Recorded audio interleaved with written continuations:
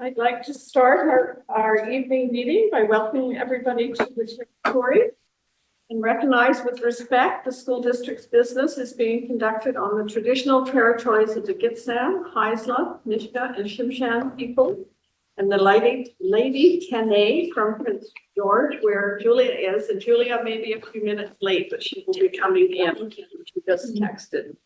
We are honored to work with their children and privileged to live on these lands. Welcome to our first meeting of 2025. I'm sure we're all practicing doing the date correctly that way. And welcome to the guests that have come in on the YouTube channel. Just a reminder that this is Family Literacy Week, and it took place across our nation and in British Columbia from January 22nd to February 2nd. We celebrate adults and children's reading and learning together. I know that there's been a number of community events and also events happening in our schools. One with drawing the picture of what they've read, which looked very fun to see that the children were reading and doing that. So I encourage you to attend the literacy events as they play a vital role in the children's development through creating lifetime memories of the stories that they've read and the influence of the stories on them. I'm Margaret Warkup. I'm the chair of the board right now, and I'll go to my right and let Angie introduce herself. Hi, I'm Angie Maitland, trustee from Kitimat. Karen Yonkman, a trustee from Kitimat. Ed Harrison, trustee from Carrots. Mike Maxim, trustee for Thornhill. Wayne Jones, trustee for Stewart. It's a real echo. Yeah. And as I said, Julia will join us. Oh, go ahead, Julia. Sorry. Come on. Are you able to introduce yourself? She's going to have to come in. She's texted me to say she's having to come in by her phone. So there's challenges. Yeah. Good evening, everyone. Julia Sundell, trustee Hazelton. Okay, and I'll ask our superintendent to introduce herself and her staff. Good afternoon, Tracy McMillan, superintendent of Coast Mountain School District. And I will turn to my right for our directors to introduce themselves, starting with Julia, followed by Philip. Good afternoon, everybody. My name is Julia Nicholas, Director of Instruction and Inclusive Education. Good afternoon, everyone. Philip Barron, Director of Instruction and Learning Services. And I'll turn to my left, and we have our district principal. Good afternoon, everyone. Tina McDonald, District Principal of Curriculum Supports. And our district vice principal. Good afternoon, everyone. My name is Beverly Azak. I'm the District Vice Principal for Indigenous Education. And Ginger, you and your team. It's just me. Oh, Rob. Ginger Fuller, Secretary Treasurer. And Rob. Good evening, everyone. I'm Rob Shibley, Director of Facility Services. Excellent. And so we have Terry Marlowe joining us. And other Thank you, Chair. Well, thank you for having me there. Any others? I don't see any others. And oh, Carol, you didn't introduce yourself. My name is Carol Gagnon. Welcome, Mama Sam. Oh, and Edwin, introduce yourself. Welcome.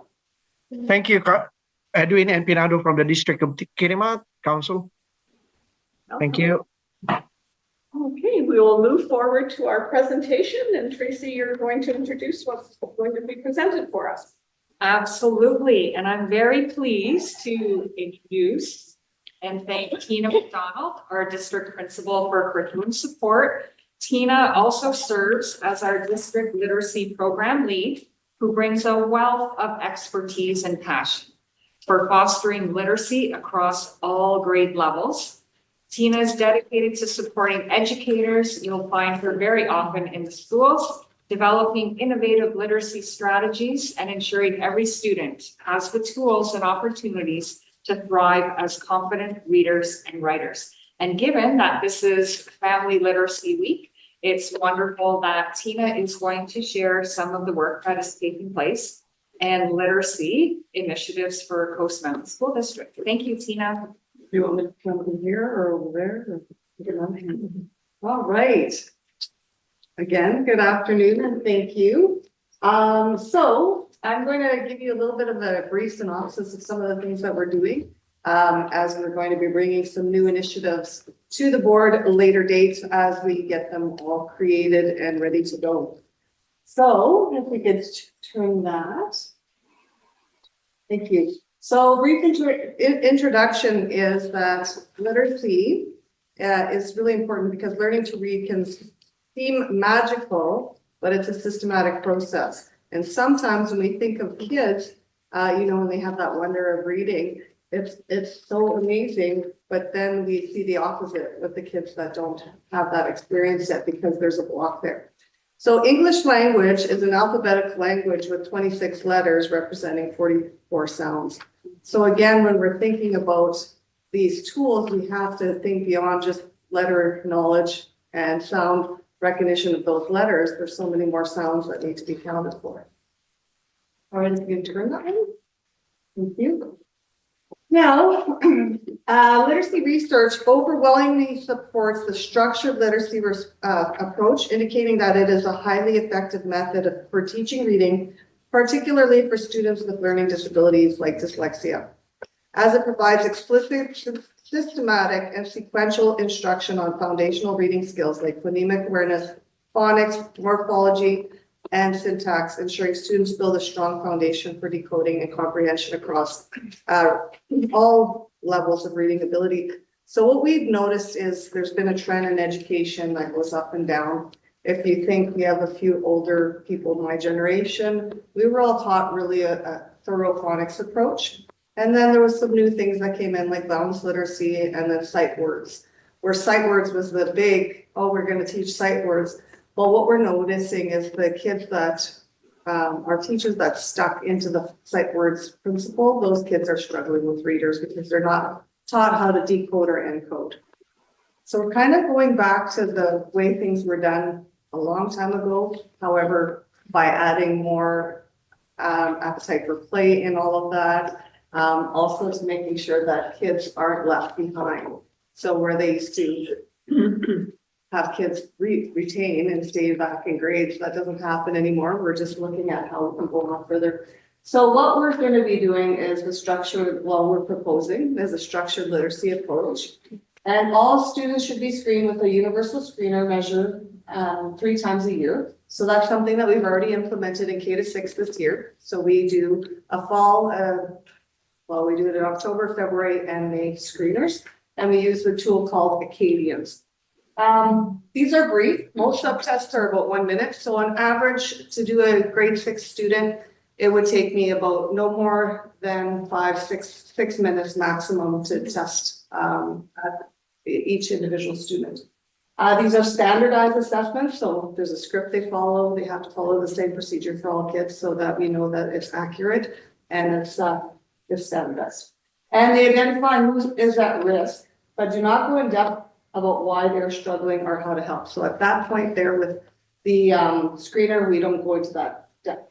Students are assessed on several indicators of early literacy, appropriate skills appropriate to their age and grade. So as we're going through to K-6, the different assessments happen. For example, in kindergarten, we would do first sound fluency, letter recognition, and then breaking the words into sounds, phoneme segmentation. Whereas in grade 6, you're learning, it's all based on oral reading fluency. And then you have a bank of 3 words called maze, and you have to put those words in the proper passage. And last one is a student score allows teachers to predict future reading performances. Benchmark scores are determined by research. Now the diagram, so we have that screener, then we have to do a diagnostic. So we can look and then identify the kids that aren't meeting the standard, where that's happening. Pardon me. And then progress monitoring is also done through Acadians. So that piece is the most interesting piece because it's literally one of my analogies is if you think,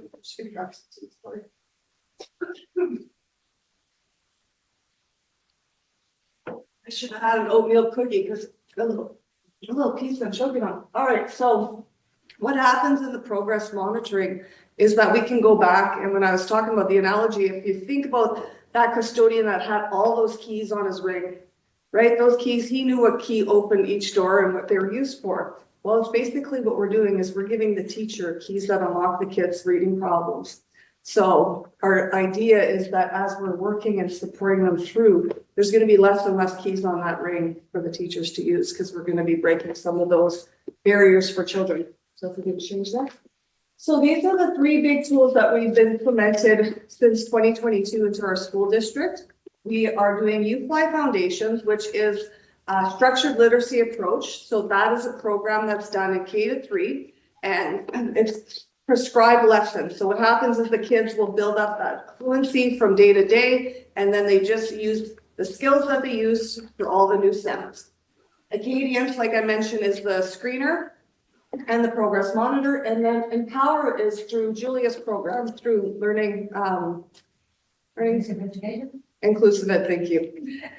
Through inclusive education, and her team is training our learning resource teachers on supporting the kids that have gone into tier 3 intervention. So the kids that are really struggling with literacy, it breaks it down even further than UFly, and it's a prescribed program that requires an intensive daily intervention. All right, if we can change that.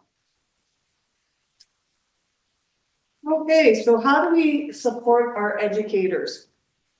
So in-service training is crucial in education because it allows teachers to continuously update their knowledge, skills, and pedagogical practices, ensuring they're equipped to effectively teach current curriculum, adapt to new technologies, and meet the evolving needs of students, ultimately leading to improved student learning outcomes. Key reasons why in-service is so important in education is staying current. Education landscapes change rapidly, and new teaching methods, curriculum standards, and technological advancements. In-service training helps teachers stay informed and incorporate these updates into their classroom. Professional development, it provides opportunities for teachers to develop new skills, refine existing ones, and explore innovative teaching strategies promoting personal and professional growth. And then also, how do we address these challenges? In-service training can be tailored to address specific challenges faced by teachers in their school district, in their school or district, allowing for targeted solutions and improvements. It improves student learning. By enhancing teacher knowledge and skills, in-service training directly impacts students' learning outcomes, leading to better engagement and academic achievement. And the biggest part for me is the collaboration and networking. In-service programs provide opportunities for teachers to collaborate with peers, share best practice, and learn from each other's experience. So some of the things that we've done is we've created a Teams folder where we have all of the literacy, anything that's new that's coming up is added. So I'm constantly building that. The literacy lead teachers are constantly adding to it. And we always start all of our in-service saying, your best resources are right here in front of you. So we're not here as an evaluation. We're here to support and encourage our teachers to lean on each other. And then also one of the biggest things with all of this in-service we're providing, it helps with teacher retention. And we all know that right now there's a disparity of teachers in the province. So holding on to the ones we have is crucial. So if we look here, this is just a quick, since 2023, we've implemented over 394 participants attended sessions with us. So we've had sessions in UFly multiple, we've had large sessions, and then we do individual school ones if they're having trouble finding coverage. We've done Acadians K-3 in 23, 24, and then 4 to 6 this year. Empower, we've had 5 train the first year and then 4 this year. And again, Empower is a very costly resource, so we're doing little chunks at a time. And then our teacher focus group, we generate about 12 to 15 teachers that attend our focus group meetings, and we do 6 a year. And so it's really the teachers and the administrators that participate in there that's leading the the work that we're doing. And then teacher mentoring and collab. Our literacy leads often work one-on-one where we provide a service for them to work with specific teachers. Okay, we can turn that. So we've completed a K-3 framework. Our 4-6 framework is underway, and then up next for next school year is working on 7 through 9. Change that one. So here's some of the K-3 framework. I'll just give you a quick little update of what we're doing. So basically, we have it in paper format for those people that like to look at it in a longitudinal way. And then we have a PowerPoint as well that we're going to be presenting to our staff so that those that want to can access it. So this would be a typical K-3. And the idea is, again, we recognize teacher autonomy is very important to our school teachers. This is something that can be utilized, it can be modified, the timeframes could be adjusted and so on. So again, it says at the bottom, it's a guideline. This isn't a must do, this is a can do and is a support. So we can turn the next one. So when we're looking at word study, and all of it is based, it's all interactive. So word study should be done because you're building vocabulary skills, all of those pieces. And again, it'll tell you what resources that you could use to supplement these. So for example, we already have Haggerty in our school. It can be used as well for an extra intervention if needed, or there's also code breaking. So everything that we've put in there is either free resources or resources they have already in their school. And teachers that are coming in are new to the profession or LOPs could easily follow this model and have the resources that they need ready at hand. So again, we're focusing again on the on a structured literacy approach, so it's systematic. So again, we're pushing for UFly, and then most of our schools have secret stories as well. And schools that don't have that would be something that we would look into purchasing for them as well. We can turn after word study. Morning meetings, a crucial part. I was in a grade 7 class where I was helping with Acadian's grade 7 just yesterday. And the teacher had a morning meeting, and it's so crucial to making those connections with kids, even though their responses are far more limited than you'd get in a kindergarten class. But again, it's important to have that greeting and sharing. And it shows that we have a bunch of links also that can help with prompts and things like that to get the kids interested in talking. So again, next slide, please. And then the small group. So differentiated small group zones or centers directly connected to morning meeting are focused on word study. And again, so here's all types of resources. So these are resources again that either myself, Laura Gray, and Hayden Rodriguez came up with, or the teacher focus group provided us to generate some of the things that they like to use. And these are all resources that they can find that are at no cost.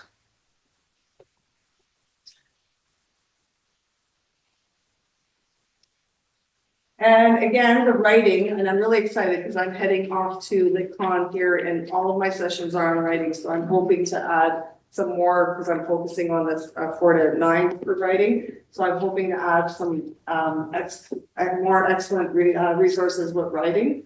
And again, so we want to make sure that not only are we doing the reading really well, we want to make sure that the writing is like. And so our future plans. So I received really great news last week. POPARD, who is the Provincial Outreach Program for Autism and Related Disorders, reached out to me and they want to partner up with our district to showcase some of the work that we're doing on structured literacy. So we have some teachers that are a teacher that's going to showcase Empower, 1 or 2 teachers that are going to do YouthFly, and another teacher that's hopefully they'll see. Well, we'll talk about Acadians because we wouldn't do assessments on video in front of for that to be shared, but we talk about that. So we're going to complete a comprehensive K-6 literacy framework by spring of 2025. And one of the school districts that I saw their framework, they had an artistic representation, and Michelle Stoney has agreed to do ours. So she's going to do a representation for our framework. So I'm pretty excited to collaborate with her as well. We're going to create a written framework to share on our website for our stakeholders. And we're going to begin working on extending the framework to grade 7 through 9. So the conclusions are, there are huge benefits to a structured literacy plan. They include improved reading outcomes for all students. And again, if we're looking at the pyramid of intervention, it's telling us that 80% of our students should achieve. Only 5% of the students should ever be considered non-readers, but in a small district, that would even be a lower number. So we want to make sure that we're giving the tools to all of our students to be reading. Strong foundational skills, and again, what we address in kindergarten through grade 3 is going to have lasting effects all the way through to high school. Teacher consistency, again, when teachers have programs that are in place for them that they feel supported, they tend to stay in the district, and we're going to make our decisions based on data. So we're going to look at how they are. So that's everything. Thank you. Oh, thank you. Stay back for a minute. There might be an odd question. But it was very informative to hear what's happening. Because of course, this is one of our strategic goals and one of the identified areas that we really want to work on with our children. So is there any trustee questions for clarification? Mike, is it a question for clarification? First of all, I'd like to say that that was an excellent presentation. It made me really hopeful, and I felt inspired by it. I was wondering if I might get a hard copy of that presentation for sharing with people that I might be talking with. Yeah, we have hard copies here, so I'm sure Carol can give you a hard copy. Thank you. Okay, any other trustee comments or clarifications? If not, thank you. Now we can continue. Yeah, very informative. So I have, Mike, I have a question for you before I read something to start the meeting with. I gave you a note, a letter in regards to last month's meeting. Do you have anything to share with us? Yes, I did display my anger and frustration with this board, and I used inappropriate words. I didn't actually realize that I had used those words. I will try to be careful not to use, or to use more appropriate language in the future. All right. The trustees, when we were concerned about this, asked if you feel like you should apologize to us for the last meeting. Feel like I just did. Okay, thank you. Yeah, no, I appreciate it. Do you feel it was an apology? Yeah, thanks. Good. Okay, so I don't need to have this piece of paper, and we appreciate that you took the input and will change your behaviors. I would like now to move to the regular board meeting. And we have a declaration of the quorum. We have a quorum. I now need approval of the agenda. Number 3, any additions or changes? I don't see any. Can I have a motion to approve? Thank you, Ed. Second. Okay, Angie, all in favor? Discussion? Yeah, go ahead. Go ahead. Yeah, once again, this agenda package was quite late arriving, and I've noticed in our policy that there's a requirement for parents and outside groups to provide their presentation materials for the Wednesday prior to the meeting. And I would like to put forward a motion that we review that requirement and include trustees and other administrative groups in that requirement, which would make it possible for that. And the other thing about that is that we've got somebody working Saturdays and Sundays to get this agenda package out, which clearly costs more money for the board. Okay, so we don't have it on the agenda as an item of discussion, but I'll refer it to administration to have a look at it and see what might come back. So we have an approval of the agenda, a comment. Can we have approval of the regular meeting of the board December 18th, 2024? Mover, Karen. Seconder. Ed? Any questions? All in favor? Pass. 5.1 is the summary of the in-camera meeting of December 18th, 2024.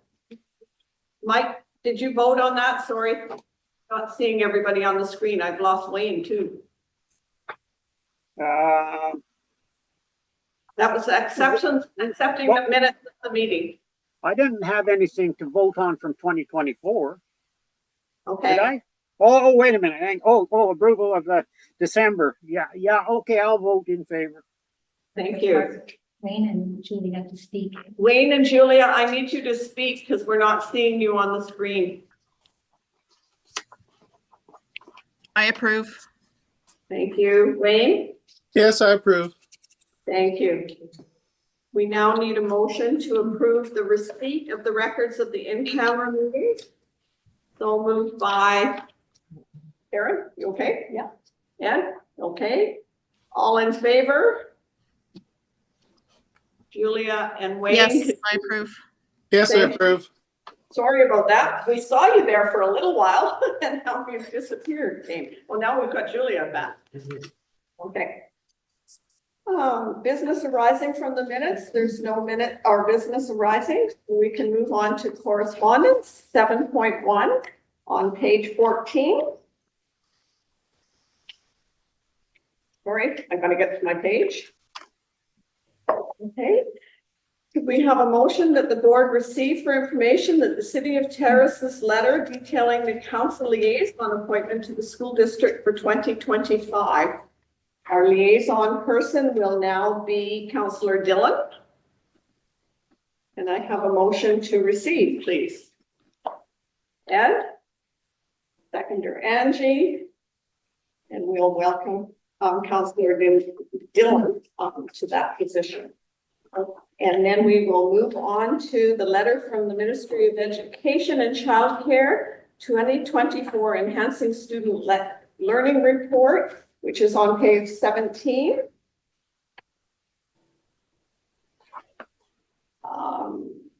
We've received the report and as shared with trustees, the attached letter was received from the Minister of Education and Childcare, Lisa Bear, thanking school districts for their commitment to the framework for enhancing student learning, called the FESL, and equity of outcomes for all students in BC.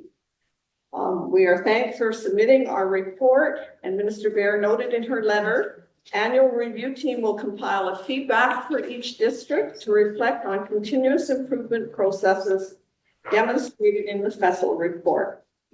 Feedback will be given to our superintendent, and then at that point, I'm sure the education team will come forward and tell us what's happening with it and how it's been received and if there's any areas that we should work on. So the recommended action is that the board receive for information the letter from the Minister of Education and Childcare, Lisa Bear, on December 27th, 2025, thanking districts for their commitment to the framework for enhancing student learning and equity of outcomes for all students in BC, including a thank you specifically for Coast Mountain School District's submission of the 2024 Enhancing Student Learning Report. And I could add a little bit of an extra thank you on. I thank our administrative team and a new superintendent who had to do it right at the beginning of starting their new employment with us. It's a lot, and we appreciate the work everybody did to get it in. So if I could have somebody move this recommended action. Ed, seconder, Karen. Any questions on the FESL to understand that it's our outcome report that we do annually? And we'll be digesting it through the education committee and others to continue our achievement of improving all the time. All in favor of the receipt? Pass. Thank you. Aye. Aye, thanks. Oh, Wayne, you're on there now. Julia? Yeah, Julius. Yes, thank you. Okay, pass. Thank you. So we'll move to the Superintendent of Schools monthly report, which is on page 19 to 26. Thank you. And I will just go through and highlight a few items, beginning with the new programming and enhanced initiatives in collaboration with Coast Mountains Northwest Trades and Employment Training Center. So some of these include the dual credit electrical and welding program in Hazelton, trade sampler for Caledonia and Parkside secondary students, trade sampler in Stewart, tuition-free childcare, first aid, and CPR, a one-day course, early childhood education work experience in Hazelton, Terrace, and Kitimat, and the ECCE Health, Safety, and Nutrition online evening course. And this is for dual credit. And there will also be hospital visits in collaboration with Northern Health. And I'd just like to send out some acknowledgement to Dan Hamill. He's the NTEC principal who works with our partners, our team, district education team, the schools, to offer these events. And again, this is just some of the initiatives that the school district undergoes to address the inequities for students, to ensure that all of our learners have an opportunity to engage in these types of activities, regardless of the school or community location. So really great. Also, this month, I was able to attend my first District Parents Advisory Council meeting. So it was really lovely to meet some of the chairs throughout the district, and I look forward to meeting with more parents. And also a couple of weekends ago, I had the opportunity to go to Caledonia and witness our kids in action at the BC's FINA Qualifier Robotics Competition. So just really interesting to learn about some of the intricate programming opportunities that our kids have and what is required for them to receive points and qualify for these programs. And definitely a huge thank you to the parents and staff at all of the schools who came out to that event. It could not have occurred without them. On page 21, we have the entire page dedicated to the critical issue of human trafficking. And this was a joint initiative with Coast Mountain School District, Northern Health, and the RCMP. And there were a number of various speakers and prominent presenters who attended this information session, such as Kathy Peters, and she belongs to the Be Amazing organization. Sue Brown, she's the Director of Advocacy and staff lawyer at Justice for Girls. Kelly Cates, the Community Policing and Media Relations from Terrace RCMP, as well as Lori Foster from the RCMP. So it was quite an initiative and really well attended by Northern Health, MCFD, CYMH, RCMP, Foundry, Kasan, and a number of other organizations. And I definitely want to extend our gratitude to our Director of Instruction for Inclusive Education, Julia Nakars, for her leadership and invaluable contributions to this. And it's a very sensitive, tough topic to delve into, and she serves as a lead representative, not only for our district, but for the community. So thank you, Julia. And on page 22, we have a few other acknowledgements. And again, just showcasing the great work that happens in the district. For example, Nechako Elementary and their inclusive education team, which is comprised of David Mills, the principal, Rebecca Gray, and Monica Rigoni, their teachers, and Elise coordinates, education assistant, and just the work that goes into supporting this program. They have been developing functional communication and transition skills of a limited verbal autistic student who is new to the community. And of course, they're utilizing new technology such as touch chat. And this work is also led by Giuliano Rinario, our speech and language pathologist. And at the bottom of the page, you can see our students that are highlighted from Kitwanga Elementary and their grade 6-7 class, cooking for the school. And really interesting, they're practicing their safety meal preparation skills. And they're utilizing all of the potatoes that the students planted, grew, and harvested this fall from the garden last spring. On page 23, again, it features a bit more about the robotics that's occurring in the district. And I'd like to also thank Philip Barron, our Director of Learning Support. So robotics is a new item that falls under his portfolio and purview. And he's been out to these events, again, supporting our staff and our students. And you can see some photos there. And again, just the great work that our kids are doing, as well as our parents, community sponsors. For example, down below, you'll see a picture at Kildella Elementary School. And they had, this initiative was supported by Rio Tinto. And the Zone 1 leader, Dominic Bruno, was able to provide some hands-on robotics coding instruction at the school.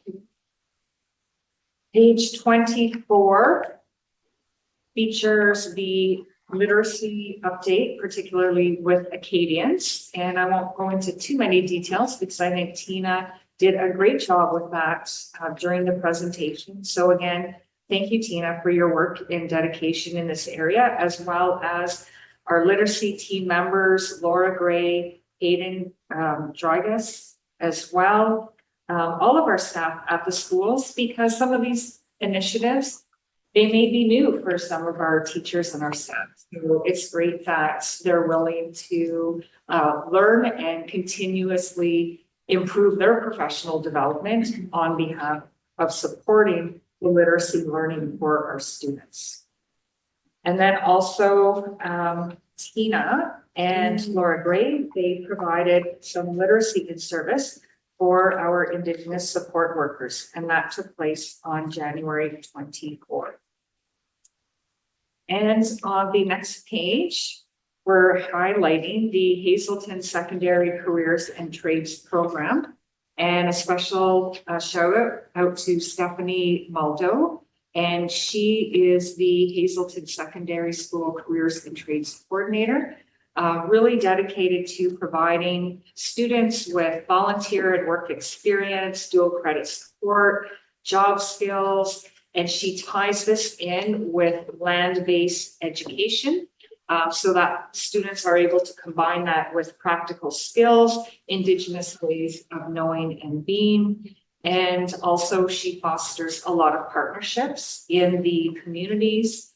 So thank you for that, Stephanie, on behalf of the wonderful learnings that our students have an opportunity to take part in. And in the up and coming events, you'll just see a bit more of a list that is provided from the Northwest Trades and Employment Training Center events over the next couple of months. And then on the final pages, you also see our team, some of our team members who are out busy recruiting. And thank you to our HR team who organizes these events. There's a lot of preparation that goes into the recruitment for that. And also I would like to thank Carol Gagnon, our executive assistant, because it does take a lot of preparation on her behalf to get a lot of these materials organized. So there you'll see Philip, who was out at the UBC recruitment fair, and I attended the Mount St. Vincent University fair. Thank you. Those are some of the Thank you. highlights. I have a motion that the superintendent of schools monthly report to the regular board meeting of January 28th, 2025 be received as presented. Karen, second? Yeah. Thank you. All in favor of received? Yes. Discussion? We got a text from Wayne saying he's lost power in Stewart's, so yeah, we'll just watch and see if he can come back on. The snowstorm may have hit. Yeah. If we can Discussion? on to, question, go ahead, Mike. Yeah, once again, I really enjoyed your presentation. Thank you. I would like to point out the School Act, Section 8.5, subsection 3, for everybody's information, where it says that a superintendent of schools for the school district, a designated of the superintendent, or a trustee of the school district may attend any meeting of the of the district parents advisory council. So I wonder if we might update the upcoming events to include the district council meetings so that trustees who wish to attend those can. You're talking about DPAC? The list. DPAC. The list of up and coming events, up and coming dates. If we can add meetings. So that, For us with DPAC, it's by invitation. No, the act says that a trustee may attend any meeting, and the school board trustee and or a designate of the superintendent. Okay, we will Section refer it 8.5, bracket 3. Okay, we'll refer it to administration to review. Currently, our process is DPAC invites us to attend. DPAC is different from school board trustee or school PACs. Yes, it is. Yeah, it's with both PACs. Yeah. We'll refer it to administration to review. Thanks, Mike. Any other questions? No, thank you. Okay. We'll move now on to the Indigenous Education Report on pages 27 to 29 and presented by our superintendent again. Thank you. So starting off with Indigenous support worker training, that took place on November 28th. And this is continuously ongoing to enhance abilities for recording student learning and input. So logging data was a part of that, as well as literacy games to enhance the program. And this, again, Tina already spoke about the additional training that took place on the 24th. I'd like to thank Beverly Azak, who took part in the training sessions facilitating that on November 28th. And in the middle of the page, you'll see from the images there, really interesting, the Fair Valley School students made Devil's Claw salve. So we were actually presented with a sample of what they made and created. And this was under the support of teacher Eric Drew.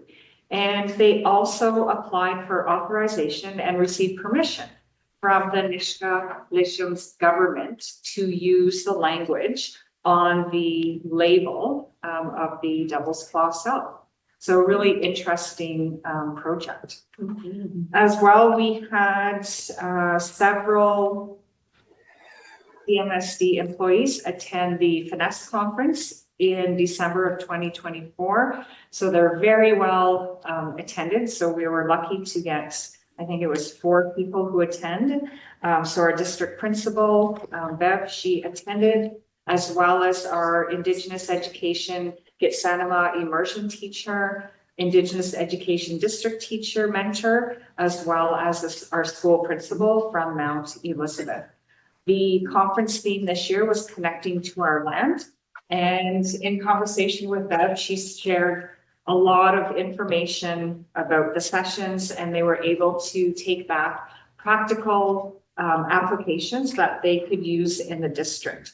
I'd like to thank Bev and Anna Ashley. They actually shared a lot of their learnings and information with the education committee about that. And then the second page, just some updates, quick updates that the Director of Instruction for Indigenous Education position has been re-advertised, and that is located on our school website, as well as various other sites that advertise positions.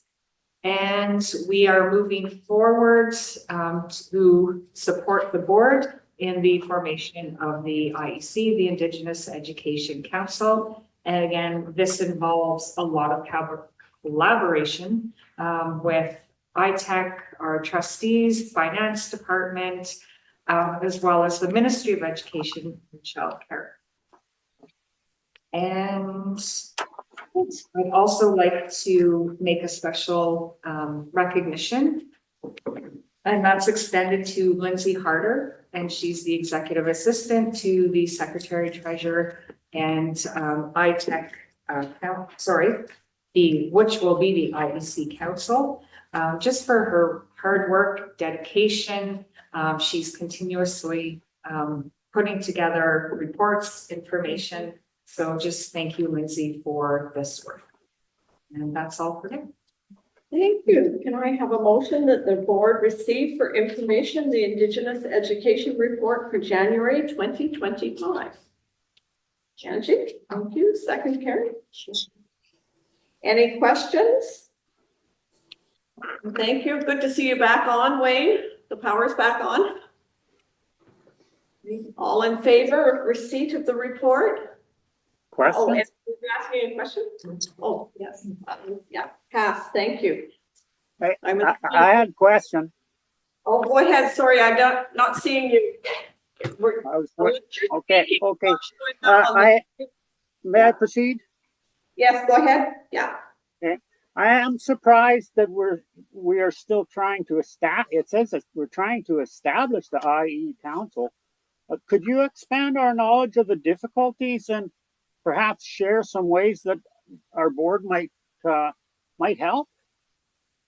So Mike, that has been an in-camera issue. And so we are working on it as quickly as possible with identifying and answering all the questions we need to do. I don't see why that's an in-camera meeting, because I mean, this seems like something that would be outreach to the community. The intent of the council will be for appointments from the different communities, but it's been determined to be in camera.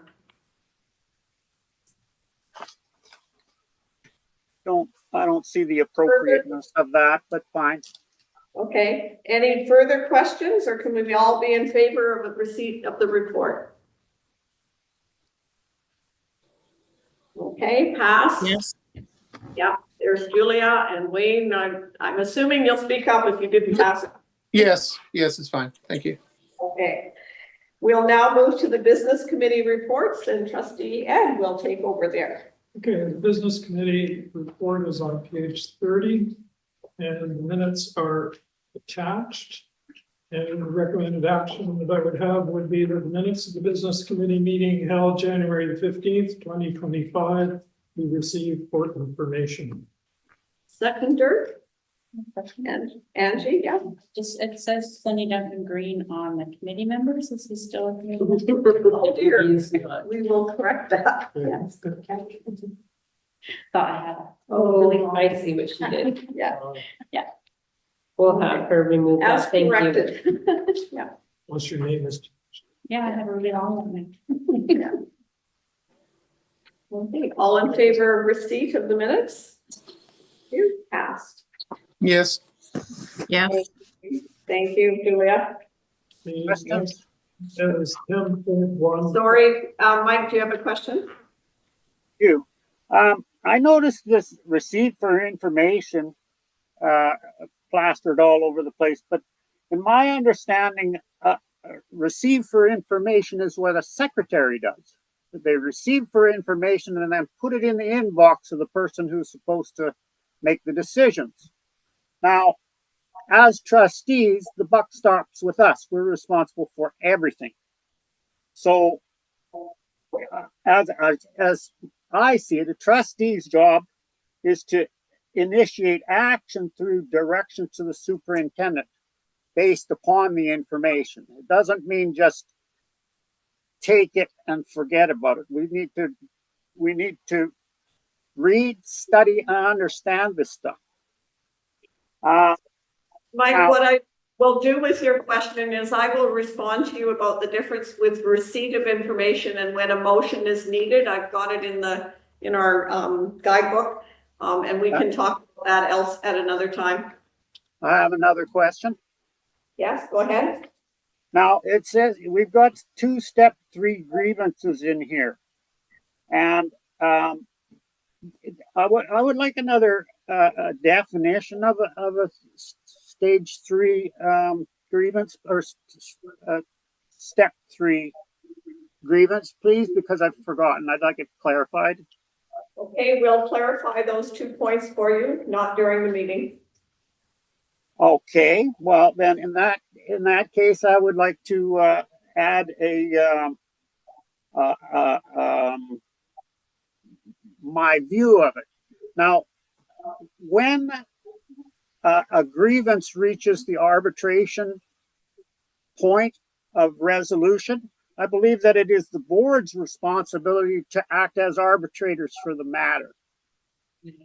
I'll give you the, we'll send you the steps, and when it does come to the board, which is not at that stage, and I'll get Ginger to help me send it to you in writing so that you have it and can understand the steps that we use.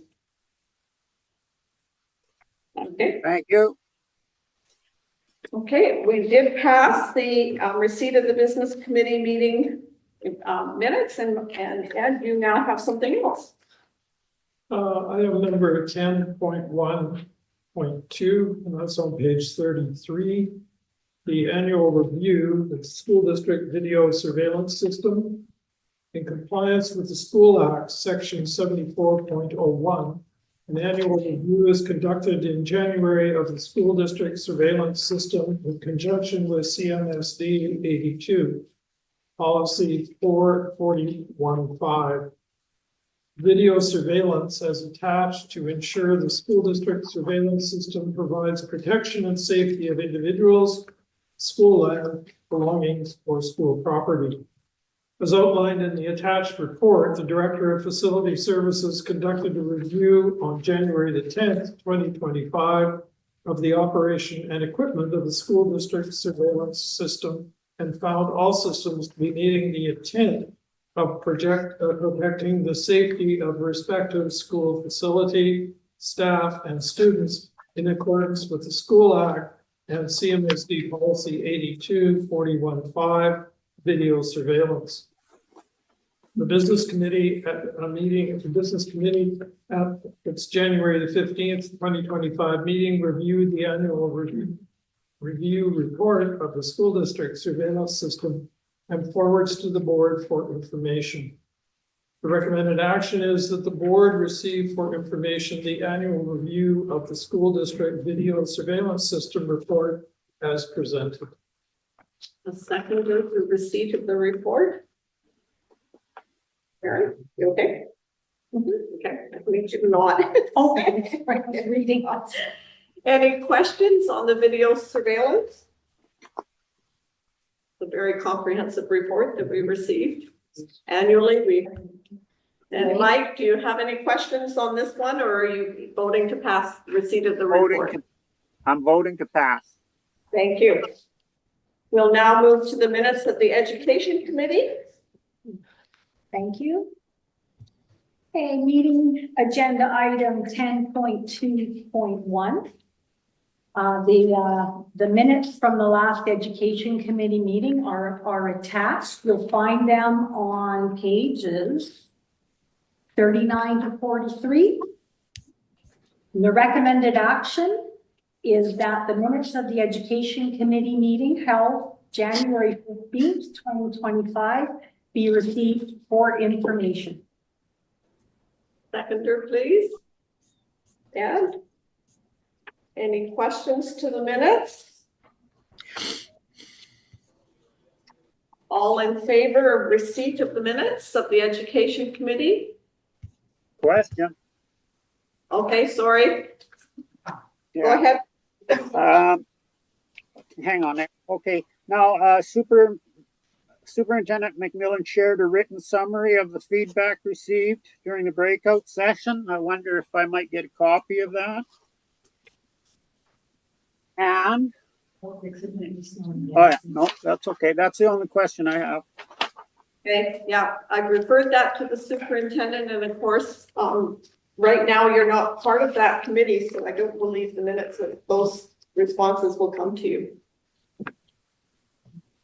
Looking to my team here, yeah. Okay, all in favor of passing receipt of the minutes? Did I do that? I didn't do it. Okay, Julia, Wayne? Yes. Yes. Okay, Mike, do you agree with receipt of the minutes? Yes. Thank you. Go ahead, Sarah. Okay, our next item is meeting agenda item 10.2.2. And it's board approval of the out-of-country final field trip application for Bear Valley School Travel Club. Their plan is going to Costa Rica and Panama on May 28th till June the 7th, 2025. The attached out-of-country field trip application for the Bear Valley School Travel Club to Costa Rica and Panama, May 28th to June the 7th, 2025, was presented and reviewed at the January 15th, 2025 Education Committee meeting. On October 23rd, 2024, the field trip application received board approval in principle as attached. In accordance with policy 1080, field trips and outdoor education, final board approval is required for this out-of-country level 5 field trip with the submission of completed field trip application to the board within 120 days of departure. In order to meet the prescribed approval timeline, the completed field trip application required the Education Committee's review and consideration at its January 15th, 2025 meeting, then forwarded to the regular board meeting for the board's final approval on January 28th, 2025. The Education Committee recommended this out-of-country field trip application be forwarded to the board for final approval. The recommended action is that the board approve the Bear Valley School Travel Club out-of-country field trip application to Costa Rica and Panama, May 28th till June the 7th, 2025, at no cost to the board and subject to ensuring the safety of students and adhering to federal and provincial travel advisories, regulations, and protocols throughout the travel dates. So moved by Karen, a seconder for the trip. Yes. Any questions? This final approval for their trip? Margaret, I have a question.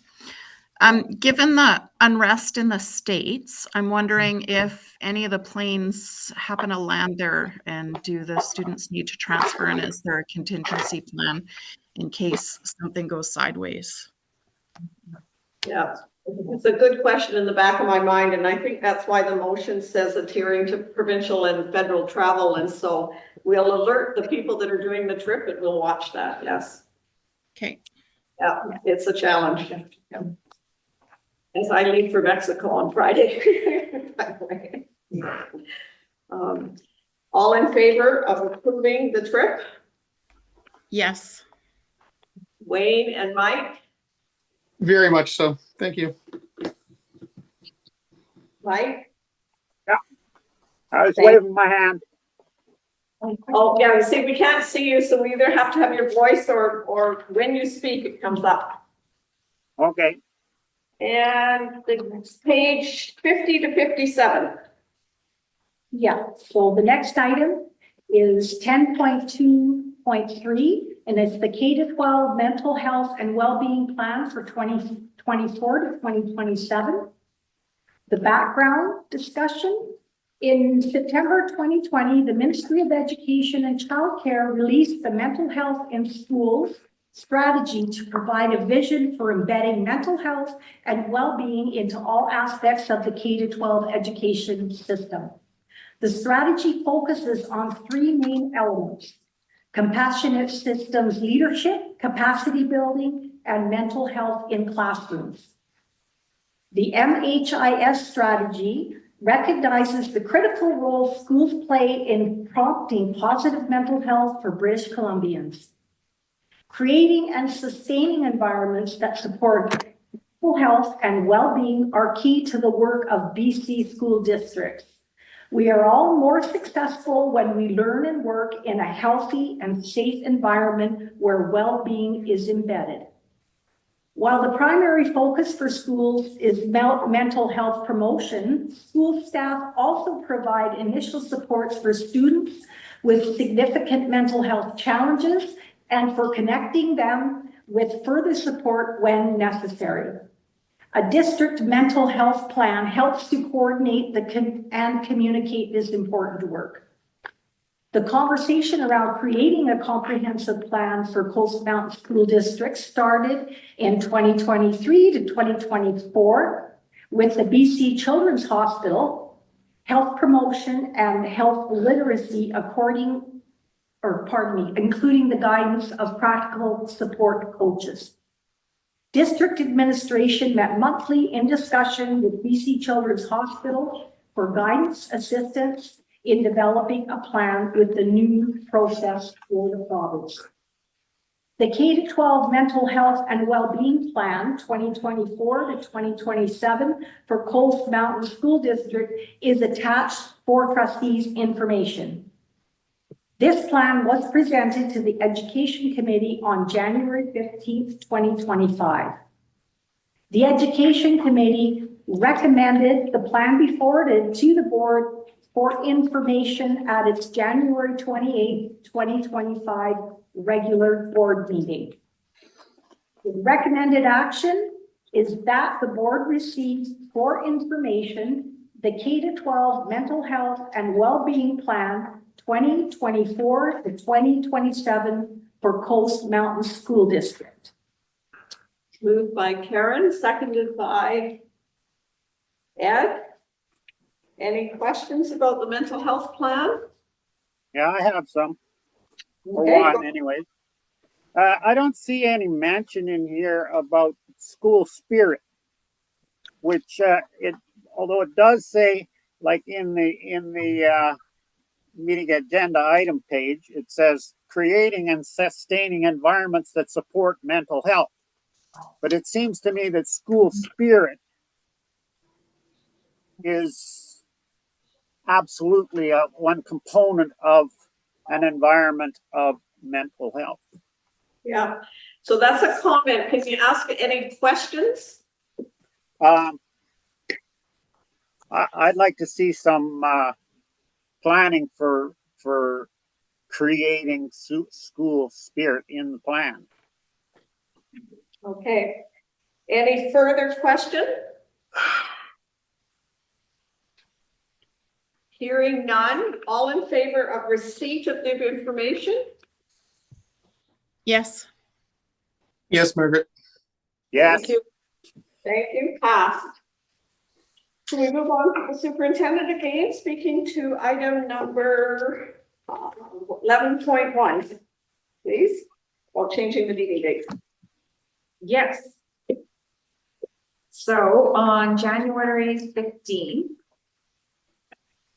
I was invited to attend the District Parent Advisory Council meeting, and during the meeting, a request was put forward that consideration be given to hold the regular public board meeting in Hazelton when the Hazelton French Immersion Consultation Report is being received/reviewed by the board to allow the French immersion parents an opportunity to attend the regular board meeting and ask questions in person rather than online.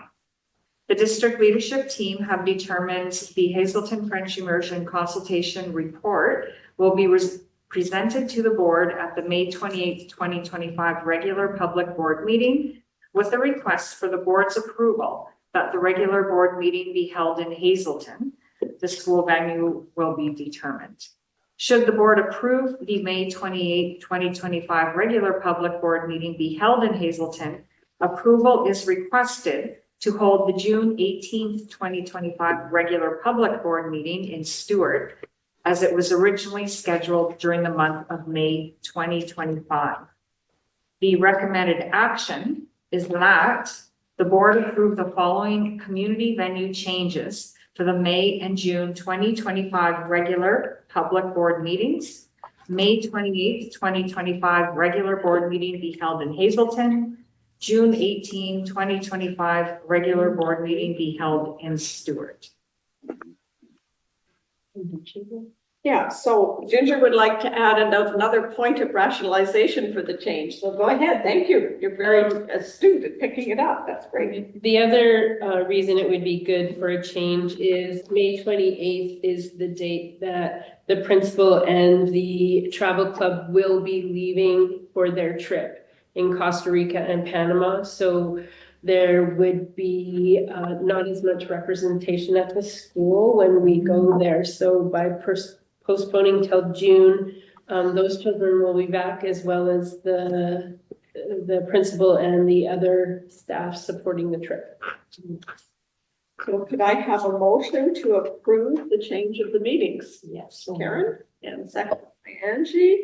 Any further questions or comments, Ed? The trustee of teacher communication meeting, what will happen to that? We have to ask for change as well from them, from the union. Yeah. And I think Carol's already on top of it because she looks after us all so well. All in favor? Yes. Yes, Margaret. Okay, passed. Thank you. Okay. Next on the agenda is the trustee reports, and on page 60 is my report. I just wanted to add a couple of comments before I ask for a motion to receive the reports. It's been busy from BCSTA in terms of what's happening in the province, waiting for letters of mandate for all of our ministers, and those have been received, and I encourage all trustees to read those mandate letters and know how it affects working together with our ministries to achieve what our government wishes to do so. I can say I was pleased to see that there is a focus on childcare, although we've had some challenges with childcare lately, but we'll keep doing the best that we can. There is also a couple of new reports or revised reports that have come out from BCSTA on the work of emission reductions, on overdose challenges in our schools, and on comprehensive school health working groups. So I encourage trustees to look on the BCSTA site and read those reports, because lots is happening in those crucial areas for the safety and health of our students. There will be some changes at the BCSTA annual meeting in April of bylaws and other structure for that organization, which is our advocacy, trustee advocacy group. So watch for those. And then a couple of last points. BCSTA has asked us to watch for when the Standing Committee of Finance comes out, now that we have a government and it's in place. We don't know where those meetings will be, but we'll work with our team to advocate for monies for education through that committee, so we can make a difference. And then on the board chair call, we had a very good presentation on cybercrime. Jennifer Ray, the Deputy Minister and Chief Information Officer, describing some really devastating cyber attacks that have occurred in school districts, including recently, I just heard the district in Toronto was really hit badly. And so I raised that as something that I know our team is looking at and we need to be aware of as much as possible. And I was really alerted with school districts. A couple have already been hit in our province. They said it's not if, it's when. We need to be ready and do what we can to save our data and our and protection of privacy for those that we have the data on. We've had an opportunity to present on a Zoom call with the chief negotiator for BC PC, and I thank our staff for giving input into that.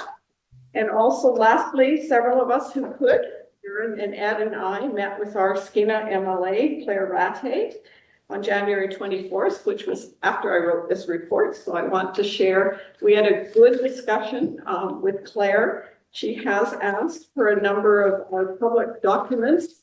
She is very concerned about our 5-year capital plan and what's happening with Mount Elizabeth and where there's money for capital, etc. She was also very concerned about wanting to know about our student outcomes and if there's anything that she can do to assist with advocating within the ministry. And she is the lead, what is it called, critic for mental health. So she had some real good questions, or she wants to know what we feel about mental health plans and where she can assist to make sure schools. And addictions. Oh, mental health and addictions. Thanks, Karen. She welcomes our input and would like to meet again with us or with the district team to know where the needs are and what she can advocate for us at the ministry level. And then I move to trustee reports. Oh, a motion to receive my report, please. Karen, Angie, any questions for me? Yes, I have. Go ahead, Mike. You have shut off my access to my email account. I am not able to access these 3 BCSTA comprehensive reports, and also I am not able to access the BCSTA hub, so I would appreciate it if you would send copies of those things to me. Okay, they are something that you can read and be available to, so we'll problem solve for that.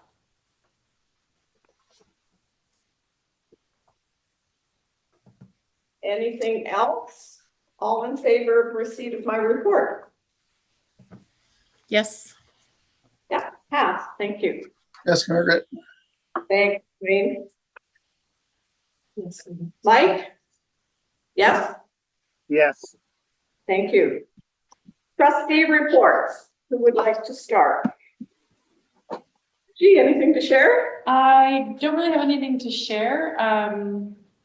Something that excited me that happened last night. It's not a school function, but it could be maybe one day. As I was a judge on the Bears Flair, which is a vision series, but they brought it to the village and 23 students participated and made business plans and did an amazing job. My cheeks hurt from smiling.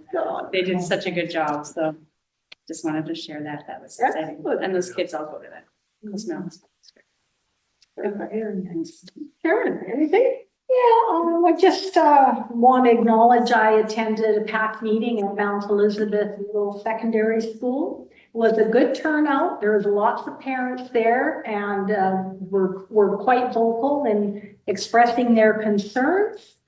And yeah, we had a good conversation, and I know that, well, we're working on solutions, and it's going to take time, but we acknowledge the condition of the high school. We all know, and we're concerned, and we're hoping for some cooperation and get something in place to replace, improve, whatever, but something has to definitely be done.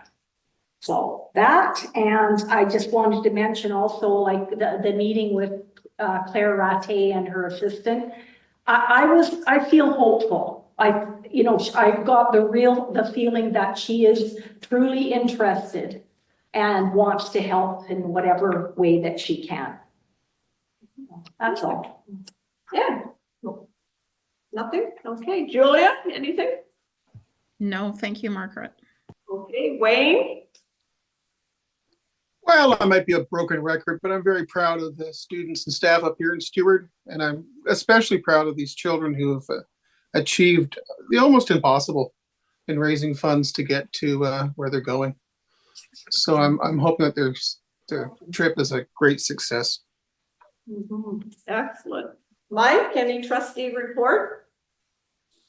No, I have number of things on the burner, but I'll let you know later. Okay, thank you. That's the trustee reports, and we can move to question period. Is there any questions from our large audience or those online? I don't see any, so can I have a motion for adjournment? So moved. I see a whole bunch of heads nod. We're adjourned. Thank you. Right. Okay. Thank you all. Bye.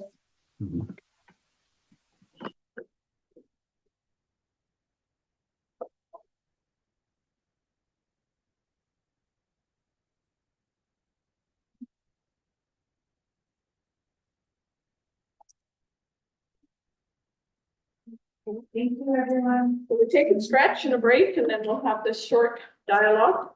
Do Julia and Wayne come in separately or stay on? Separately, they've already. Okay. Are they off already? Yeah. Okay, we'll have to begin on the other one. Okay.